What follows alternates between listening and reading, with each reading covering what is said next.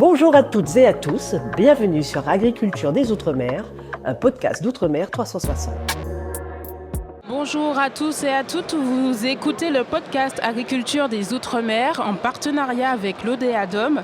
Nous sommes en direct du Salon de l'Agriculture à Paris à la rencontre des producteurs des Outre-mer. Un salon où l'on découvre les saveurs, les traditions et l'innovation de ces territoires. Avec moi, j'accueille Atoumani Mouradi Boto. Bonjour. Bonjour, c'est Atoumani Mohamadi Boto. Atoumani Mohamadi Boto. Oui.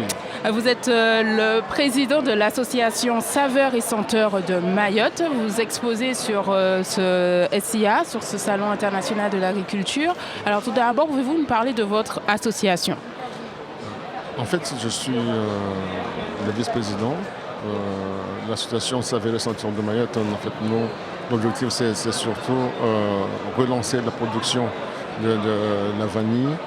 Mais on travaille aussi avec des producteurs, par exemple des épices.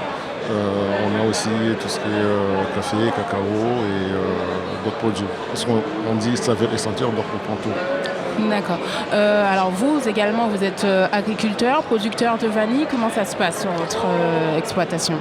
Mais, actuellement, à Mayotte, on a eu, comme on le sait, on a eu le cyclone. Donc du coup, côté vanille, nous avons perdu pratiquement 90-95% de notre production de vanille actuellement.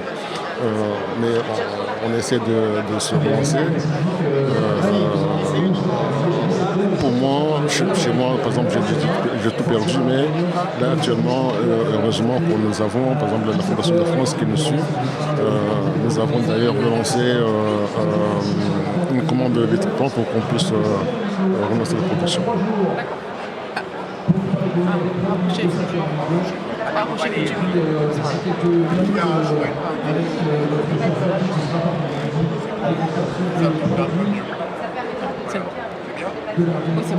Alors, ça fait, comme vous l'avez dit, ça fait 1 an que le cyclone Chido est passé. Quelles leçons tirez-vous? Est-ce que vous avez adapté maintenant, après le passage de ce cyclone, est-ce que vous avez adapté votre production, vous plantez différemment ou sur d'autres supports Vous savez, le cyclone, on ne peut pas y échapper. On peut pas. En fait, nous sommes obligés de s'adapter par rapport à ce qu'il y a. Dire qu'on va planter autrement, en Mayotte, non. On suit ce qu'on avait à faire, mais c'est sûr que les producteurs, que ce soit de la vanille ou autre, nous avons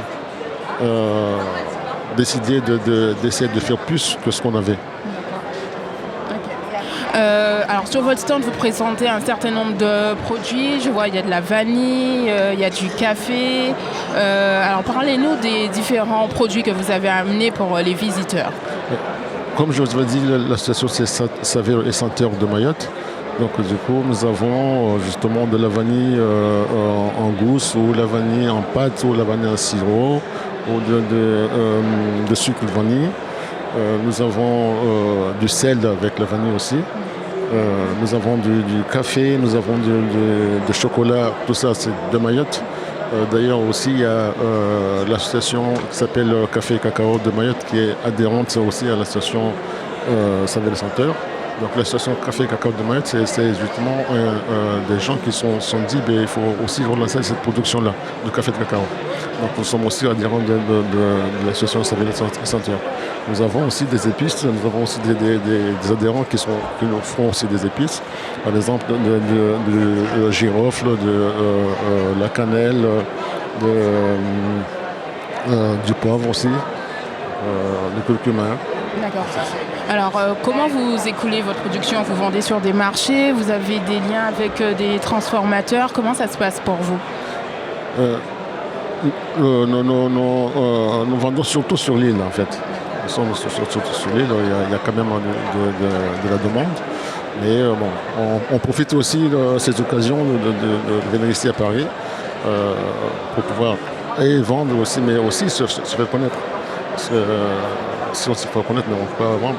Malheureusement, comme je vous le dis, par rapport à la production, ça a baissé.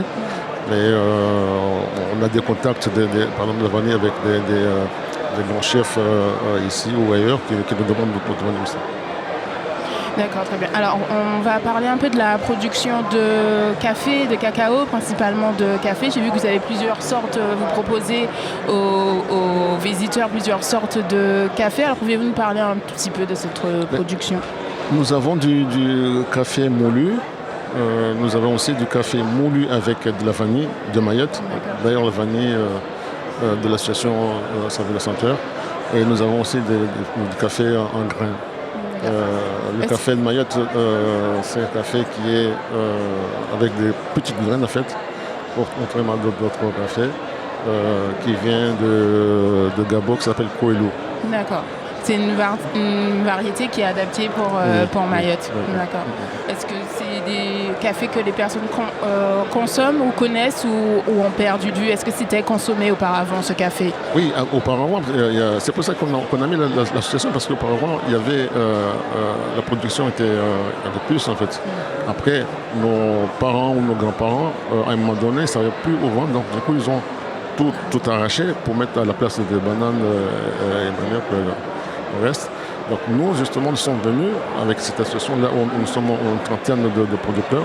Et d'ailleurs, on remercie aussi, même titre que Saveur Senteur, la Fondation de France, qui nous ont aidés à avoir des plans aujourd'hui.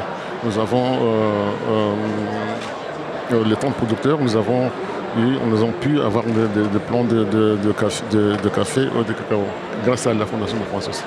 D'accord, très bien. Alors, quel message souhaitez-vous faire passer aux décideurs de l'agriculture pour Mayotte, pour votre production, pour que Mayotte se relève, l'agriculture mahoraise se relève après le passage Chido?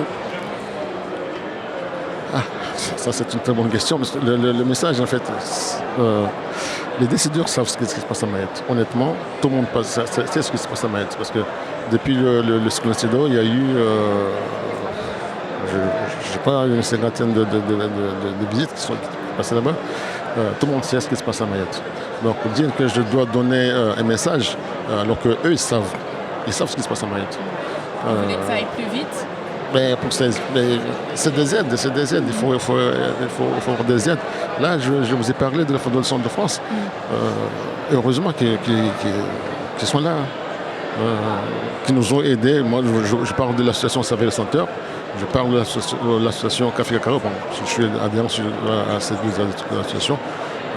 Je ne parle pas des autres structures, mais pour nous, heureusement qu'ils sont là. Ils nous ont beaucoup aidés à se relancer. Mais les décideurs, eux, ils savent ce qu'il y a à Mayotte. Mais après, bon, est-ce que c'est la volonté de ne pas faire ou je ne peux pas vous dire, honnêtement.